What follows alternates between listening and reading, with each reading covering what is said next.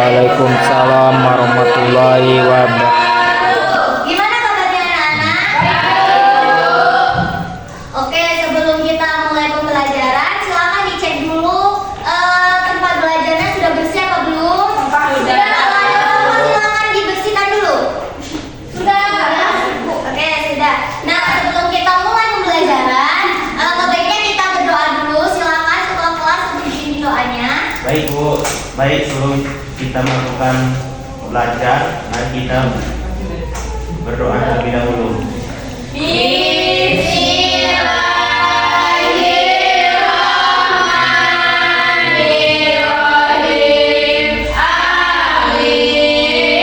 Semoga pembelajaran kita pada pagi hari ini diberikan rahmat oleh Allah Subhanahu wa Ta'ala. Amin. Baik, Ibu absen dulu ya. Anissa, Anis Fitriani, Ania Sniati, Berliana Aziza, Amalia, Ade, Aulia, Anggi, Astrid, Amina.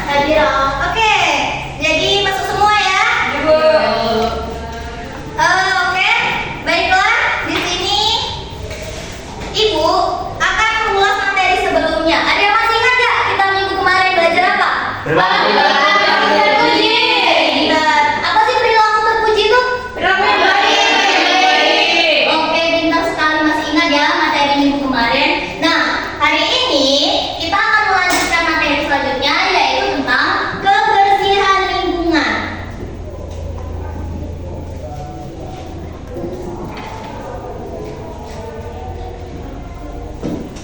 Anak-anak ada yang ingat nggak?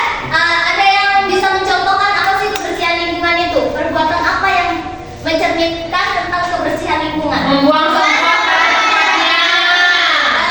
Terus? Membersihkan selokan Bu. Oke. Bergotong royong membersihkan sampah. Oke, benar sekali.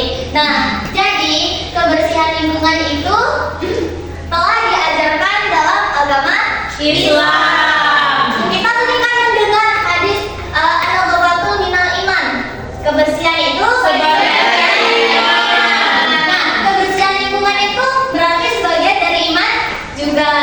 Oke, dalam hadis telah disebutkan kebersihan itu sebagian dari iman. Nah, kalau di surat Al-A'raf ayat 56 telah dijelaskan, dan janganlah kamu merusak membuat kerusakan di muka bumi setelah Allah memperbaikinya. Itu artinya apa? Kita tidak boleh merusak lingkungan. Nah, kebersihan lingkungan itu bukan hanya seperti membersihkan lingkungan, tapi juga menjaganya. Ibu ada cerita nih. Ibu suka menanam bunga. Nah, di depan itu ibu punya taman bunga di depan kelas 11A. Nah, tiba-tiba ibu melihat Astrid lewat dari kantin, duduk di depan taman bunga ibu. Nah, Astrid sudah makan, nggak dibersihkan, langsung dibuang di taman tersebut. Itu termasuk menjaga kebersihan lingkungan? Iya. Nah, kemudian hari ibu melihat Aminah Tuzuria.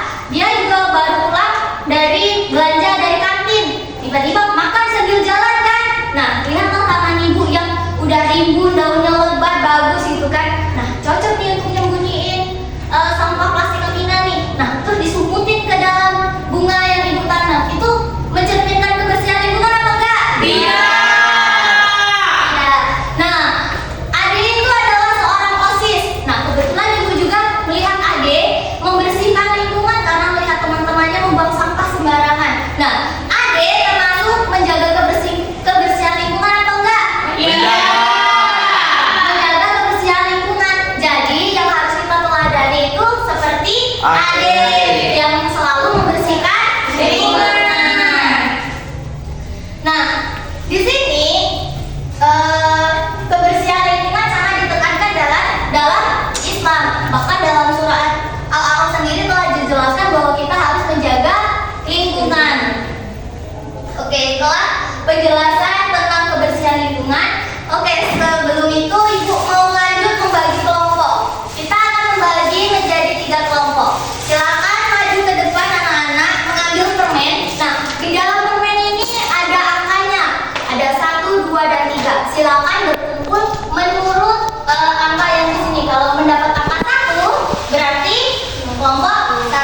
Kalau mendapat angka 2 berarti kelompok 2 dan seterusnya. Silakan.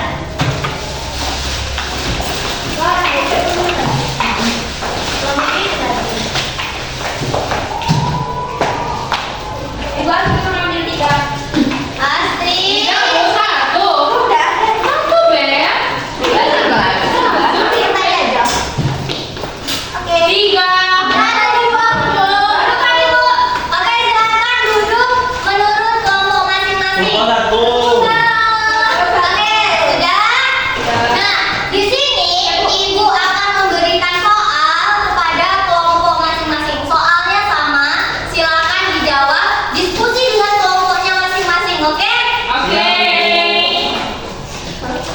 Oke, ini soalnya. Tolong didengarkan. Ibu bagikan lembar soalnya dulu.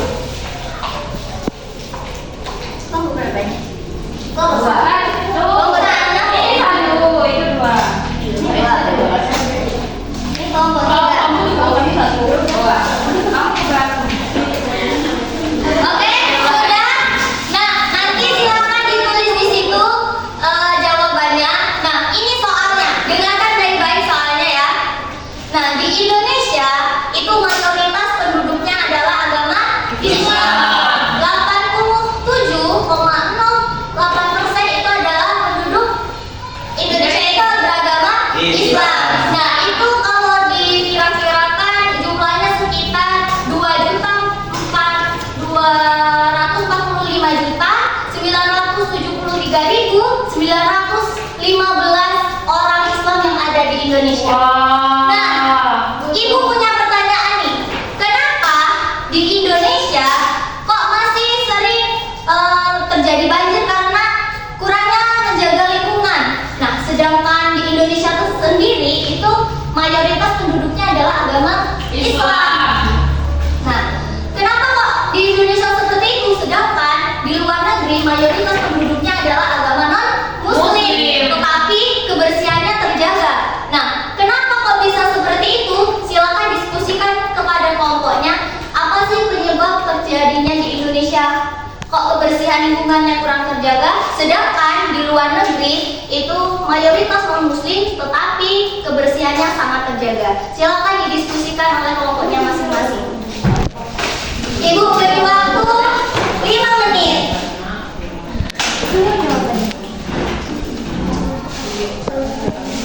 Ini kok cepat?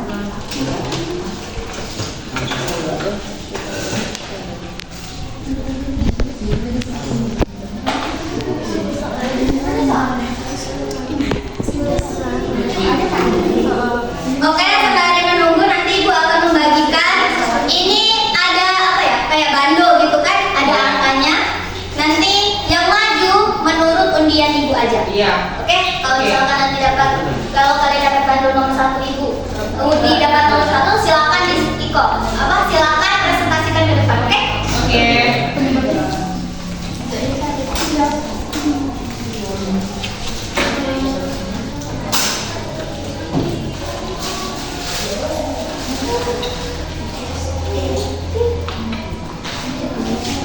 Oke, silakan dikerjakan, jangan libur.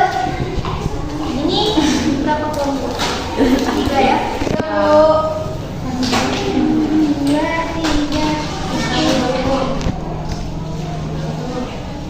1, 2, 3.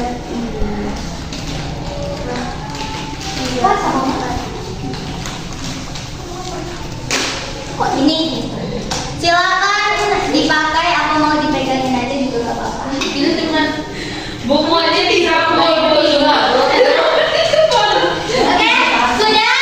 Sudah. Oke, kita undi dulu siapa yang mau maju hari ini. Mohon gini sambut. Ini lucu deh. Mohon dong. Yang mohon dong.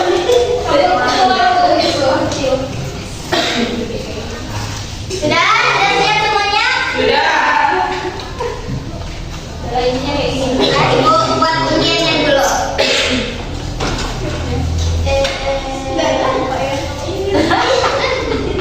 Baik, ini undian untuk kelompok 1. Mana kelompok 1? Kami. Kami. Oh, kami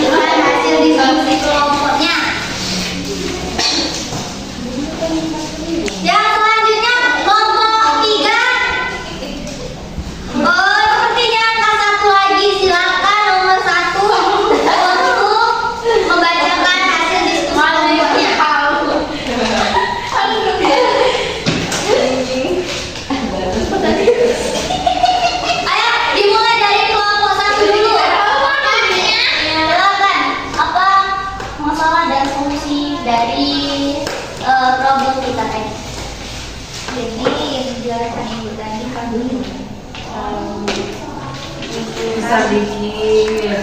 Besar dikit ya nak ya. Nggak bisa dijawab.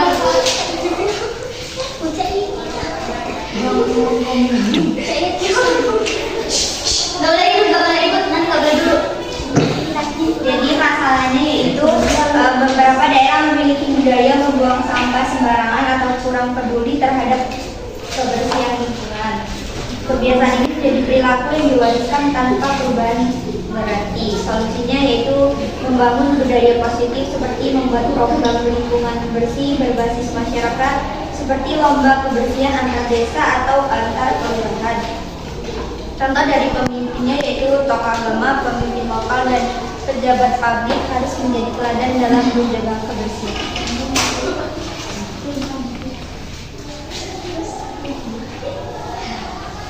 Baiklah, di sini kelompok dua akan mempresentasikan hasil diskusi kami.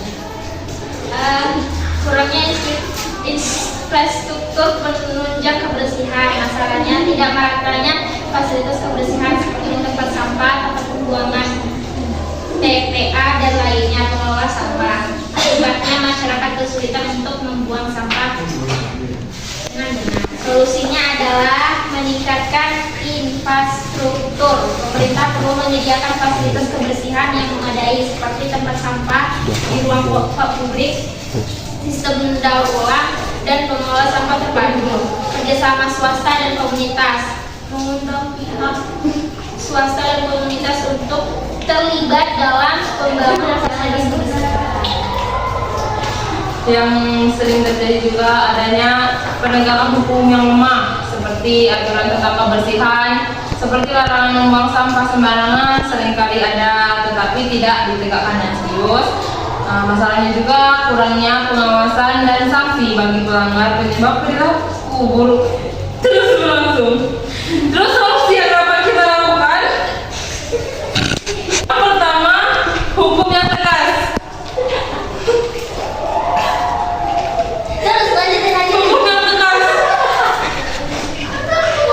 Yang kedua nanti ibu suruh maju semua. Mengimplementasikan denda atau sanksi bagi yang melanggar aturan kebersihan seperti yang dilakukan di beberapa negara maju seperti Swiss, Inggris. Dan yang kedua, kesadaran kolektif, membantu kelompok sukarelawan atau petugas yang mengawasi atau mengedukasi masyarakat tentang pentingnya kebersihan. Silakan duduk, kembali ke bangkunya masing-masing. Makasih, Bu. Oke, baiklah, itulah penjelasan tentang solusi kenapa kalau di Indonesia masih kurang bersih padahal mayoritas penduduknya beragama Islam. Sedangkan di luar negeri mayoritas penduduknya Muslim tapi bisa bersih. Nah, itu yang dijelaskan oleh kelompok 1, 2, 3 perwakilannya tadi. Yang pertama itu ada rendahnya kesadaran pendidikan kebersihan. Nah, yang kedua itu budaya yang belum mendukung tentang kebersihan, terus kurangnya infrastruktur penunjang kebersihan, dan yang selanjutnya itu terakhir penegakan hukum yang lemah. Jadi di Indonesia itu semua belum terpenuhi sehingga walaupun di Indonesia ini mayoritas penduduknya itu adalah beragama Islam, tetapi belum bisa menjaga kebersihan lingkungan karena hal tersebut. Nah, sedangkan di luar negeri semua itu sudah terpenuhi sehingga walaupun mereka bukan agama Islam atau non-Muslim, kebersihannya tetap terjaga. Semuanya sudah paham? Paham. Oke. Biar kita lebih semangat, Ibu mau ice breaking dulu. Oke, silakan semuanya tegak, berdiri di depan bangku masing-masing. Ikuti arahan Ibu. Ini adalah pegangan otot biar kita kaum jompo enggak lidu-lidu di bangku masing-masing. Oke, silakan rentangkan tangannya. Rentangkan tangannya. Terus dikecilkan seperti ini. Terus ini. Kalau Ibu bilang lebih cepat, oke? Lebih cepat. Lebih cepat. Lebih cepat. Terus lebar. Lebih cepat. Lebih cepat. Lebih cepat. Lebih cepat. Lebih cepat. Lebih cepat. Jangan males-males. Lebih cepat.